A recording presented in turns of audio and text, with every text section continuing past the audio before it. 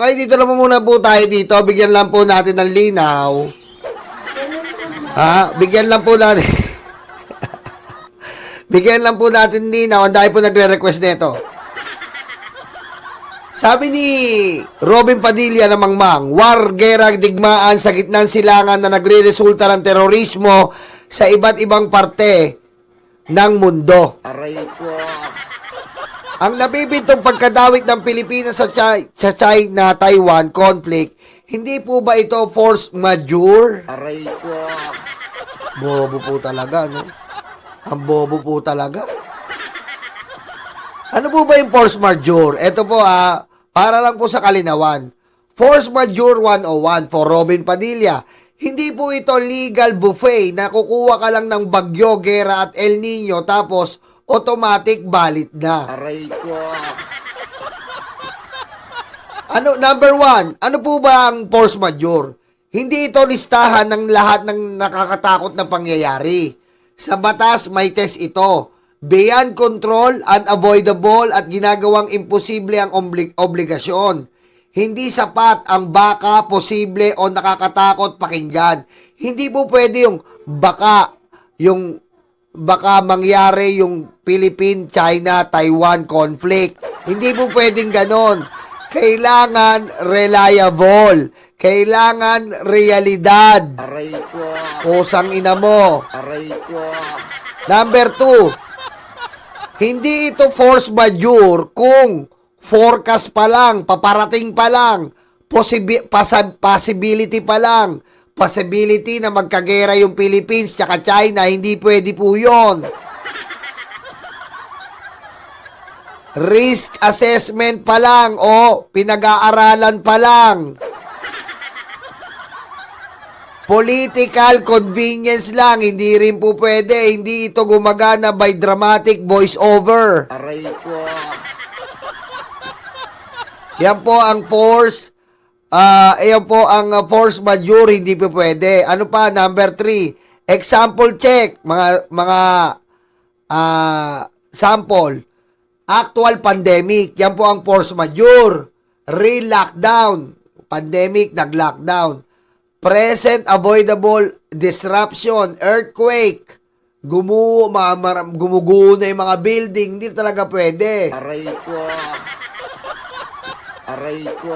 Diba? Pandemya, hindi po pwede. Real lockdown, Robin, tanga-tanga ka.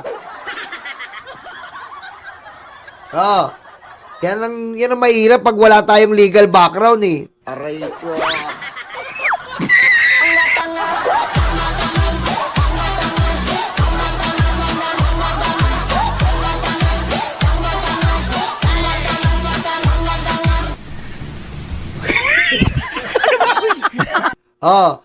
Ang hindi pasok, ito pong possible war. May paparating na war, sabi niya, China. Hindi po pwede yun. Nga. Climate forecast, El Nino, La Nina, parating. Hindi po pwede yun. Hindi kasi Nostradamus, hindi kasi Moises. Na madidetect mo kung anong magiging sakuna ng El Nino at La Nina. Aray ko. Aray ko.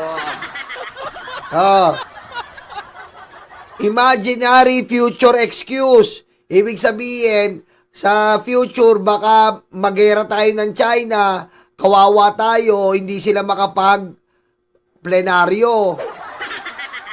Kabobohan po yun. Aray ko. Ang tanga-tanga. Anong sabi ng pabo? Ang tanga-tanga-tanga-tanga. Aray ko.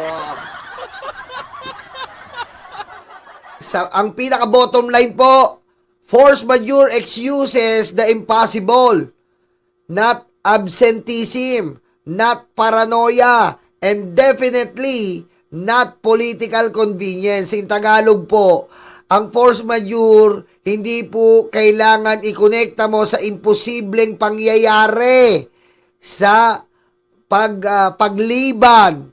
Hindi po siya paranoia, and definitely at siguradong hindi po dapat idikit sa politika na konbinyente ka, peste ka. Aray ko.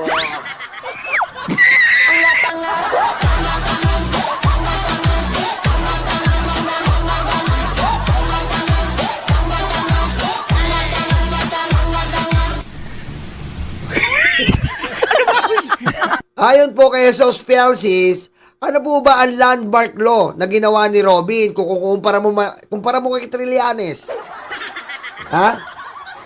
Ano ba ang landmark law na ginawa ni Robin? The Eddie Garcia Law.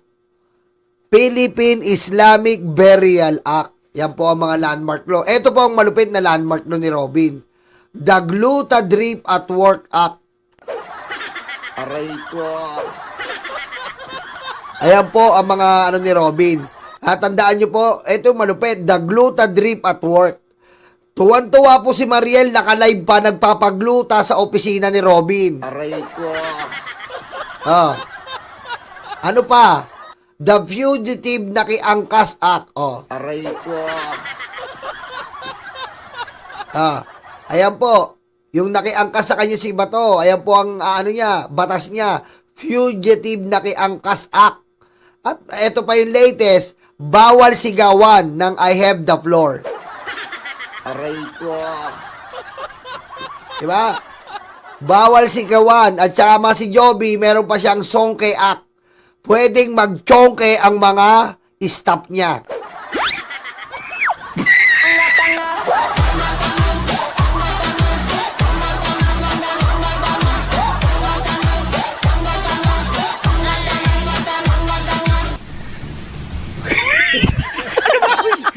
Diba? Pwede pong makisongke ang staff niya. Nasaan na ba yun? Nasaan yung investigasyon doon? Ba't hindi inimbestigahan yun? Diba? Ibig sabihin, namimili lang. Robin, asa na si Nadia Montenegro? Asa na yung choki-choki nyo? Aray ko. Aray ko. Yan. Yan po ang nagawa ni Robin. Puro kabalastugan. Diba? Ito po, Last Supper. Astig ng sistema kung sino ang mga pangalan na umiikot sa flood control anomalies, sila pa ang uupo para mag-imbestiga. Parang pinahawak mo sa anay ang inspeksyon ng kahoy. Aray ko.